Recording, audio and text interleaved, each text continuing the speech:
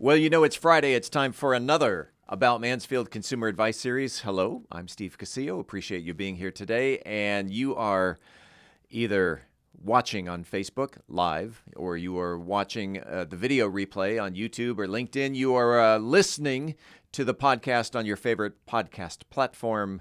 And whatever that the case may be, we appreciate you being here today. And as we do every Friday, we talk about building wealth because, I don't know anybody, not only in Mansfield, but I don't know anybody who doesn't own money.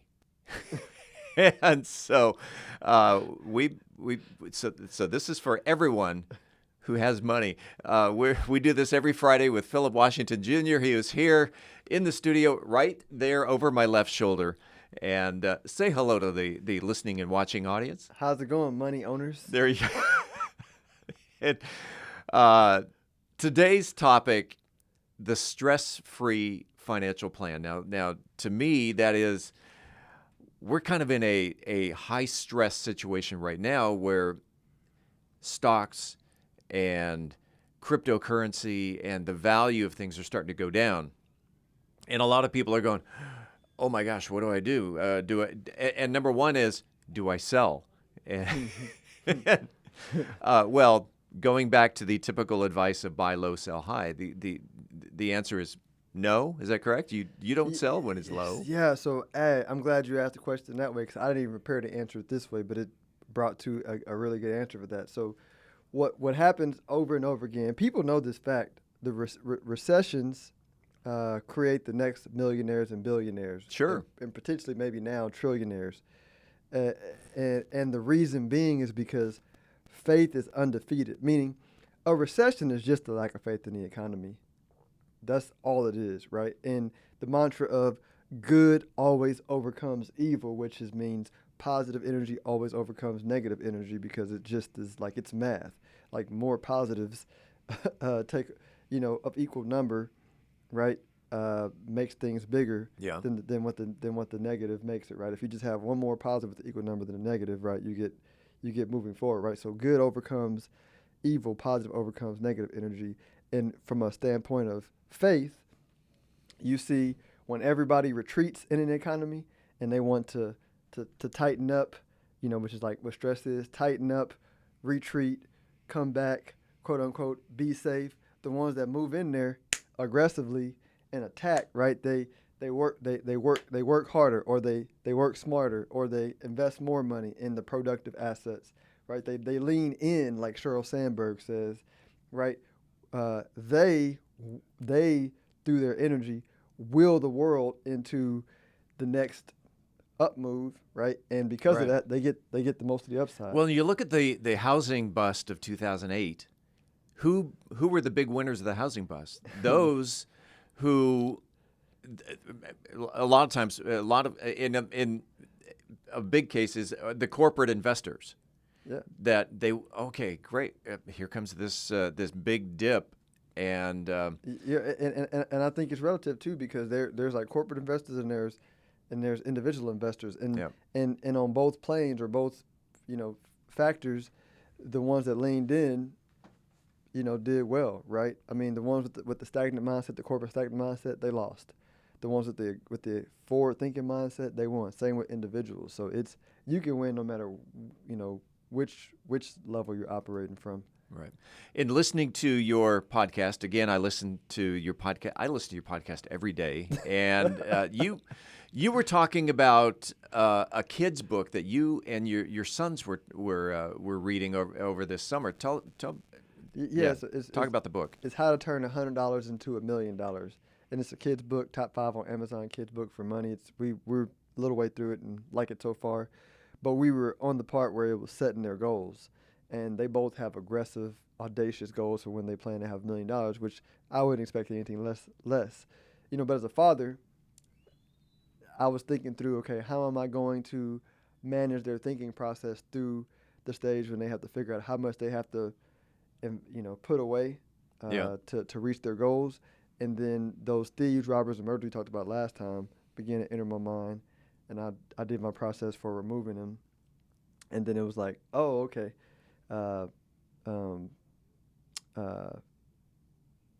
here's what we're gonna do. And what happened. And why am I feeling like we haven't talked about this on your podcast yet, right? The widow, the widow and the olive oil. No, not yet. Yeah. So that story came to mind where it basically was. There was a widow who lost her husband, and they had all these debts, and he was the breadwinner. And so the prophet in the story told her to go and get a bunch of empty jars from all of her neighbors, take whatever oil she had left, which was not that much, pour it into all the empty jars. And there was through a miracle, right, in the story, she had enough oil in her little half-filled jars to fill up all the jars. She sold those, paid off the debts, and were able to not sell her sons into slavery, right? And the point of the story was, when we're building a plan, or with my boys, it was more like, hey, this is how much money they're making.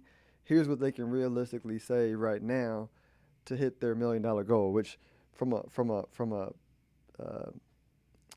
circumstance standpoint was not going to put a dent in their $1 million goal in the time frame that they had. But then it's teaching them. It was an opportunity to teach them. Okay, now here's where you use faith, my guys, because that's what they say. The kids say, "My guys," Yeah.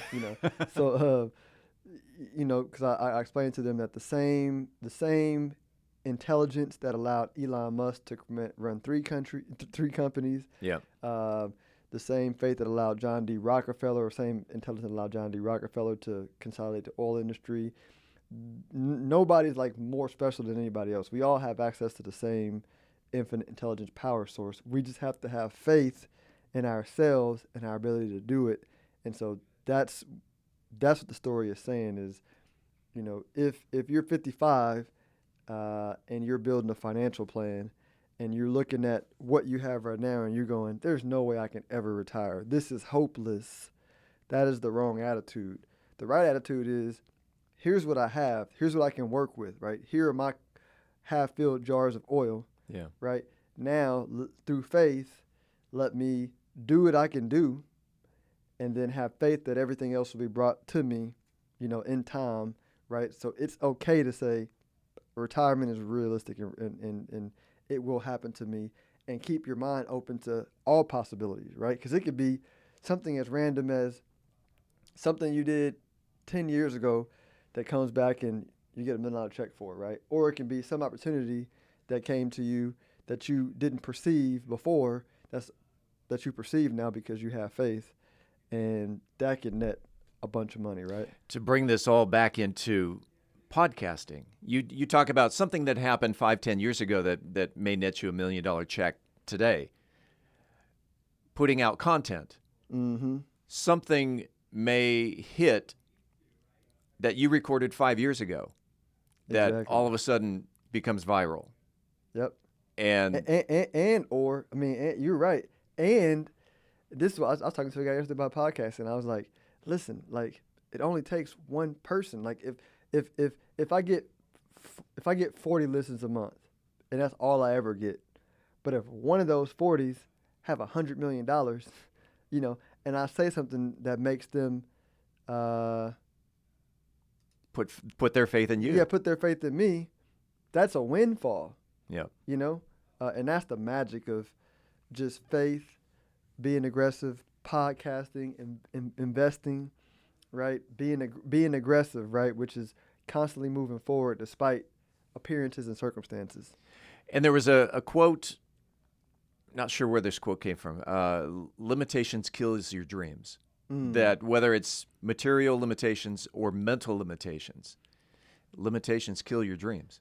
As within, so without, right? Meaning, I think we started this podcast on talking about, maybe it was the last podcast, talking about everything that we do is really done in the invisible first. Yeah. Meaning, like, if I'm angry and you're in front of me and you've angered me, you might get punched. If the anger continues to be the mood that is upon me, yeah. Right? If I'm happy, I'm not going to punch you, right? If you're happy, you're not going to punch me. But whatever mental thoughts that happen to get me to anger, which leads to my action, like, that's just the flow of energy, And so, same thing with all this kind of stuff. It's a flow of energy, and so we they call people, some people, surface level people. Right. Like a lot of people operate only on the surface level, and they ignore this invisible behind the scenes. But the invisible is everything. The invisible is is literally the spirit behind how we animate, act, or experience life. If someone out there wants to experience life with Phillip Washington Jr., especially on a financial level, how can they reach out to you and get more information? Yeah, I operate on this metaphysical channel that you got to tap. I'm just playing. Stone. You got to do 3 sit with your legs crossed at 10 a.m. on Friday, and you can reach me. No, StonehillWealthManagement.com is the best place to reach me. StonehillWealthManagement.com is the best way to reach me. And again, your financial plan or your wealth building plan does not have to be stressful, because that's stress and worry is just subtractive Sure. to your wealth. It's 4th of July weekend. Do you and your family have big plans? I'm sure my kids are gonna have going to the pool in mind. So Okay. I'm sure it's gonna be pool and whiskey. The pool and whiskey. Love it. So not at the same time. We do this every Friday. Let's do it again next week. All right. Thanks, Steve.